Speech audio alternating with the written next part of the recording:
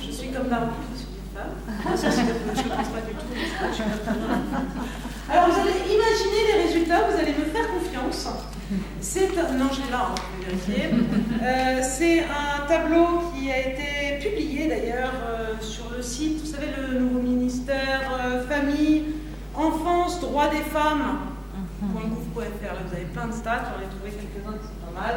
Et là, justement, ce tableau rend compte par des filles réussies au baccalauréat, on s'aperçoit surtout que sur l'ensemble des sections, si vous voulez les détails, je pourrais vous les donner, eh bien, le taux de réussite au baccalauréat est de 84,6 pour ces messieurs, et les jeunes femmes, 89,2%. Vous avez 5% d'écart, et ce, à l'avantage des demoiselles. Les filles réussissent mieux à l'école. Ça, c'est très important, parce qu'on s'aperçoit que paradoxalement, donc les résultats scolaires sont meilleurs pour ce qu'elles fait. Eh bien, qui va dans les filières d'excellence? Les garçons. Voilà, et tout le monde le sait. Et ça continue quand même. Eh bien oui. On s'aperçoit que les filles se dirigent principalement vers les études littéraires et les garçons vers les études scientifiques. Pourtant, quand les filles font des études scientifiques, elles réussissent très bien. Hein, les chiffres, vous en avez plein. Mais on s'aperçoit que l'orientation scolaire, elle est déterminante. Dans ce tableau, on voyait aussi les chiffres au niveau des inscriptions en littérature. Il y a plus de filles en littérature. En même temps, il y en a plus aussi dans les sciences. Mais elles sont plus nombreuses à réussir. Mais concrètement, on oriente les filles vers les études littéraires et les garçons davantage vers les études scientifiques. Et quand on regarde dans les lycées professionnels, alors là, on est encore davantage dans les caricatures. Donc, on voit bien que ça correspond à une représentation sexuée des métiers qu'on a. Vous savez, des projections qu'on se fait. Même si aujourd'hui, il existe des femmes médecins, là, on en connaît tous, des femmes maçons, peut-être un peu moins, ça existe, des femmes qui conduisent les bus, des hommes sages-femmes, qu'on appelle, vous savez comment on appelle ça? Maïeutique. Maïeuticien. Maïeuticien. Donc, c'est pas facile, mais il y en a qui parlent de sages hommes. C'est pas très gentil. Si on comprend. Il ne doit pas y en avoir. Non, il y en a très peu.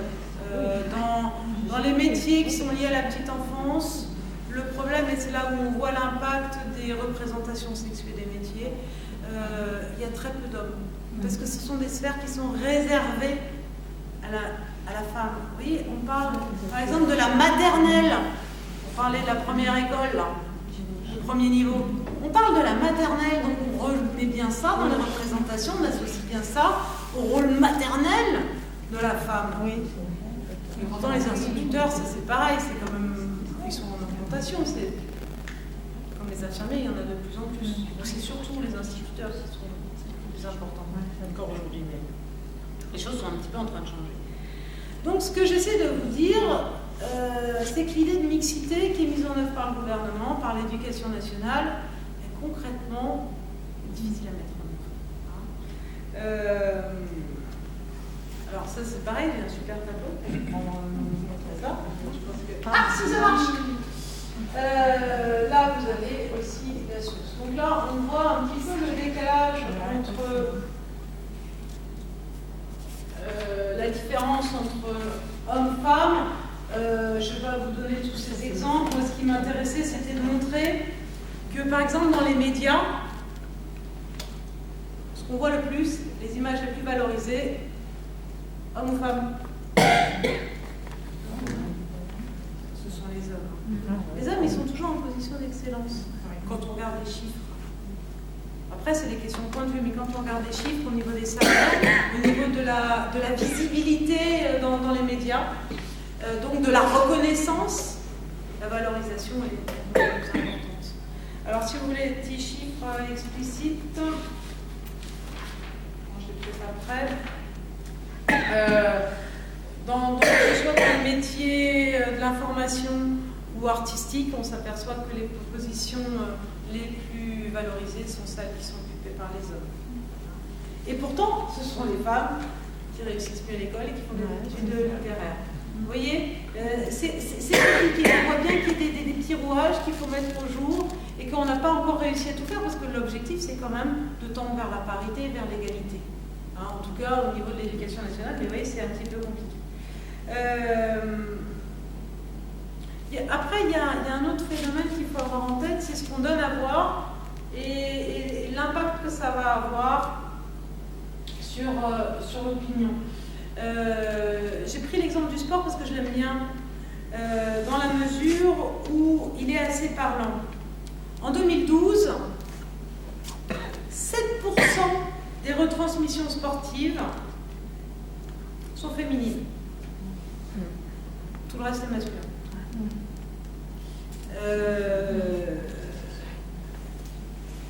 Alors que quand on regarde le nombre de licences sportives, c'est 63% de masculins. C'est une petite majorité. Alors comment ça se fait que ce qu'on montre à la télévision, ce soit focalisé sur le masculin à 93%? Chacun a ses réponses, mais ça pose question. Hein, peut-être que les corps masculins sont plus beaux, je sais pas. Non, c'est pour rire. Mais voilà, ça pose question.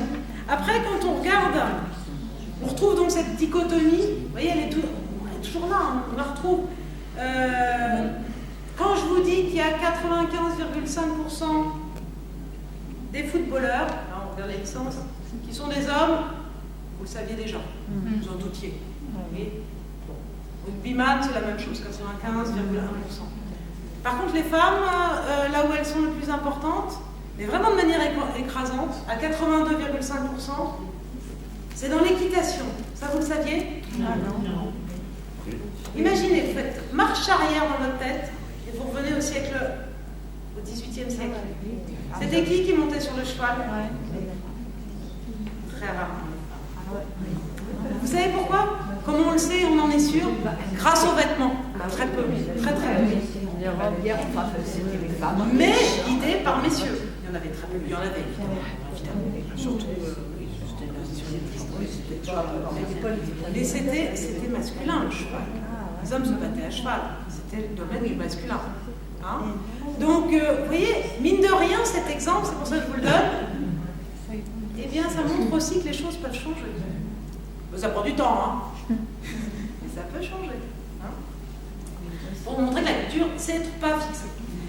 Alors, je ne vais pas m'étendre davantage sur l'école, si vous avez des questions, j'ai d'autres idées, machin. Mais je voulais surtout... Est-ce qu'il n'y a pas le diapo? Ouais, là, ça, c'est les chiffres sur les représentations artistiques et culture... formation... Ah, ben, il n'y en a pas d'autres. Bon, c'est ça. D'accord. Ce que je voulais vous dire, c'est pour si j'ai écourté la manière de voir l'approche sur l'école, c'est parce qu'on retrouve un petit peu tout ce qu'on a dit sur la famille, c'est-à-dire toute cette transmission inconsciente. Je ne vous ai pas donné les exemples des institutrices qui, parce que dans le métier enseignant, c'est majoritairement féminin. Je donne l'exemple des institutrices, mais c'est valable au collège et au lycée. On s'aperçoit quand on regarde les études de sociologie que les garçons occupent davantage d'espace au niveau de la parole, de la prise de parole dans une classe. L'espace auditif, il est occupé par les garçons, quand on regarde les travaux des chercheurs. Quand on regarde l'espace physique occupé par les garçons dans la cour, pendant la récréation, eh bien c'est encore la même chose, il y a une domination de la présence masculine. Et ça montre aussi, c'est lié aussi au comportement des enseignants. Et pour le coup, il ne faut pas oublier que là, majoritairement féminin. Donc voilà, il y a un traitement différent qui est observé entre garçons et filles de la part des enseignants, qui, encore une fois, n'est pas forcément conscient. Hein. Pas taper sur les instituts, sur les profs, mais on n'en est pas forcément conscient, mais il y a un comportement différent en fonction du sexe des enfants. Mais je pense en posant longtemps que les mères aussi, quand on a des mères, les mères aussi, on se comporte différemment. Enfin, vous l'avez dit tout à l'heure. Mais c'est exactement ça. Mais bien sûr. Même plus tard, moi je suis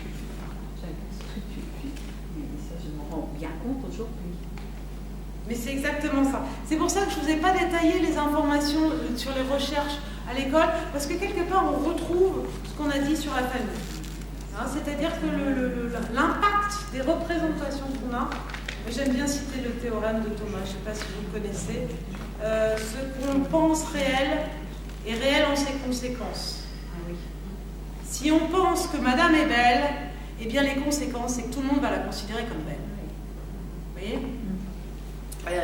Et du coup, les représentations sont efficaces dans le sens social du terme, c'est-à-dire qu'elles ont des conséquences sur le comportement des individus. Et de la part de la personne qui est détentrice du stéréotype, une femme par exemple, et de la personne qui est en face. De personnes qui en face. Alors, bon, je vais quand même conclure ça, hein, et vous me direz... finalement, l'accent qu'on met sur la dimension culturelle permet de prendre conscience des représentations sociales qu'on a, des rôles masculins et féminins, et de l'impact qu'il y a dans les comportements. Mais c'est vrai que même si on en est conscient, les chercheurs ils démontrent bien que malgré cette prise de conscience, eh bien les stéréotypes ils sont pérennes, ils restent là. Donc toujours là, on a du mal à déplacer les choses, même si on se sent victime, entre guillemets, des choses. Le plafond de verre, les 24% de différence de salaire, c'est la slide d'avant, entre monsieur et madame pour la même position, en tout cas, au moins les femmes voudraient faire éclater ce plafond de verre. Mais même si on en est conscient, même si on le dénonce, concrètement, c'est plus compliqué. Hein, vous voyez, même la mixité, les efforts. Vous savez, il y a eu des tentatives dans les pays du Nord pour éduquer les enfants sans distinction de sexe. On est tous pareils, on a les poupées, les camions, et... Bon, il va attendre encore. Hein, les psychologues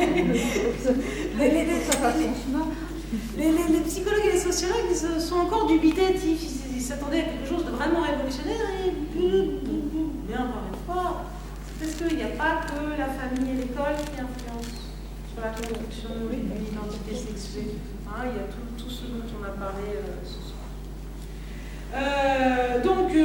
Et alors là c'est le petit clin d'œil parce qu'on n'en a pas encore parlé vraiment directement aujourd'hui, mais il faut garder en tête que on est dans une logique de lutte contre la domination masculine. Hein, il s'agit d'atteindre l'égalité entre hommes et femmes dans notre société. Et il faudra peut-être encore du temps. Il faudra peut-être encore trouver des solutions, les essayer, voir si ça marche. Voilà. Je vous remercie. Merci.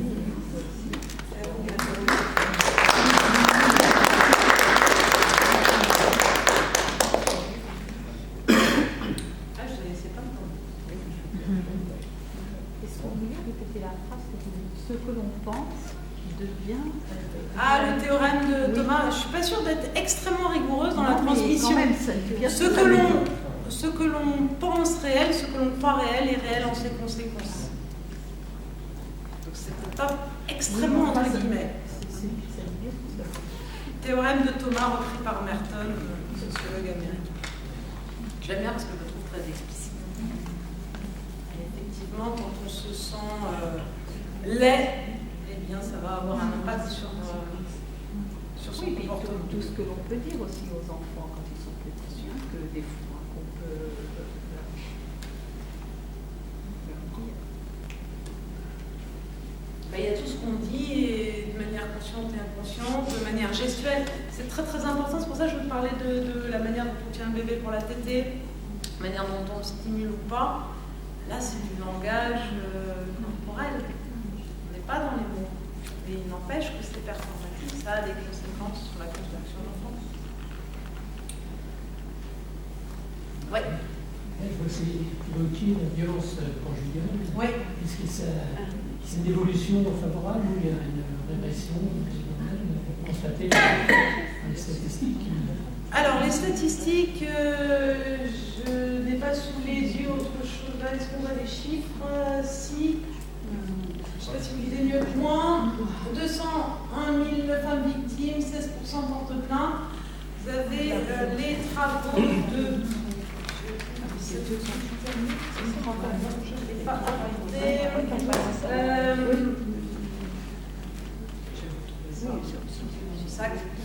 Il y a des recherches qui ont été faites justement sur... C'est pas simple parce que c'est dans le cachet.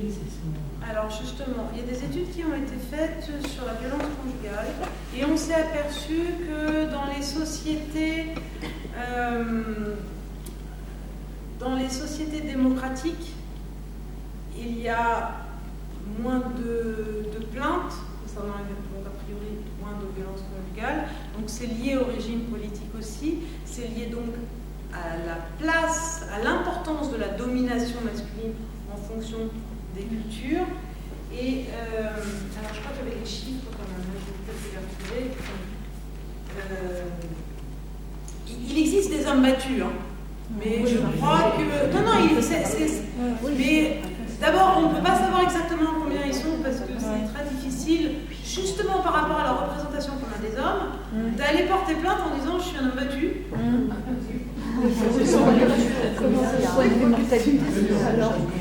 Alors déjà, dans notre culture c'est compliqué, mais imaginez dans des cultures qui sont où la valorisation de l'homme est plus importante. Attendez, je voulais vous donner les chiffres. Femmes battues, est-ce que je sais?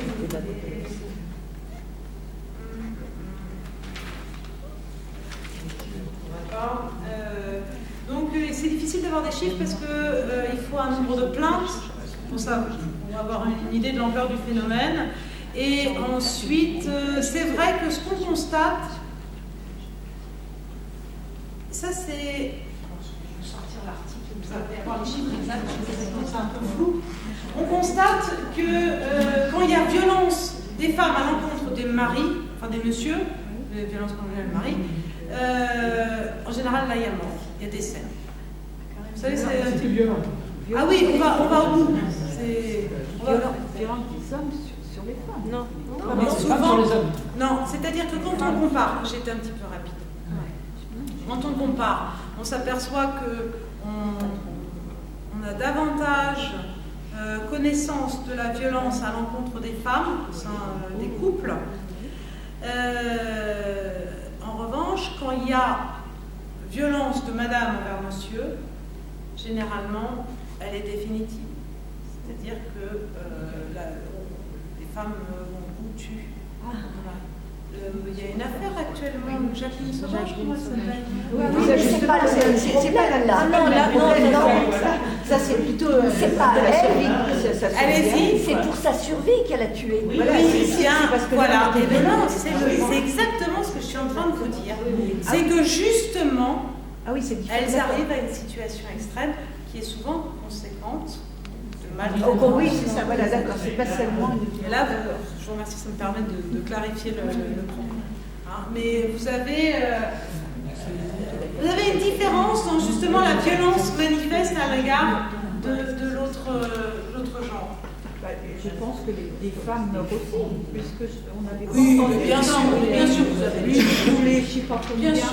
même en France. C'est une femme par jour. J'ai toujours des je crois que c'est plus fréquent que ça. Oui, c'est une femme par jour. Voilà, victime de la violence conjugale. Donc là, vous avez l'article d'Hélène Baillet. Ça, c'est un numéro spécial 2005 de Sciences Humaines qui est très bien dans la mesure où il y a différents angles d'approche qui sont proposés. Mais là, on est dans une réflexion qui est centrée sur la domination masculine et justement sur les solutions qui sont envisagées ou les faits qui permettent de justifier la qualification de domination masculine. Parce que vous avez quand même dans ce type de réflexion nombre de personnes qui vont nier le caractère universel de la domination masculine. Il y a des gens qui disent que c'est pas vrai, les hommes ne dominent pas. Bon, évidemment, les chercheurs ne sont pas d'accord.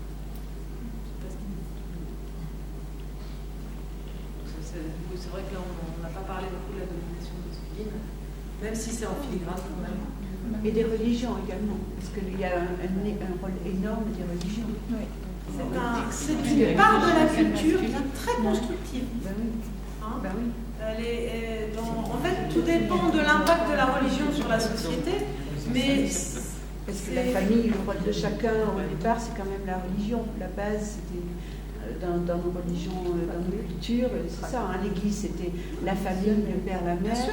Et puis quand même, sur les études en Scandinavie, pour la part masculin, féminin des enfants, vous en etc., savez plus. J'en sais pas plus, mais récemment, on a trouvé, par exemple, que l'ADN gardait une mémoire. Et donc, ça, c'est quand même une piste intéressante de dire, bon, changer les choses, oui, mais dans quelle mesure, quand il y a la biologie qui est... Ça, c'est une partie importante, je ne m'y aventure pas trop, parce que je ne suis pas une grande spécialiste, je ne vais pas dire de bêtises. Ben, dernièrement, ils ont fait quand même... Ça fait quelques années qu'ils se rendent compte que, d'abord, on a une mémoire... oui, on va rester sur l'ADN, vous avez raison. Par exemple, peut-être que là, si on part sur du physiologique, on va peut-être davantage comprendre. Ils se sont rendus compte, par exemple, aux États-Unis, les gens qui souffraient le plus d'obésité, c'était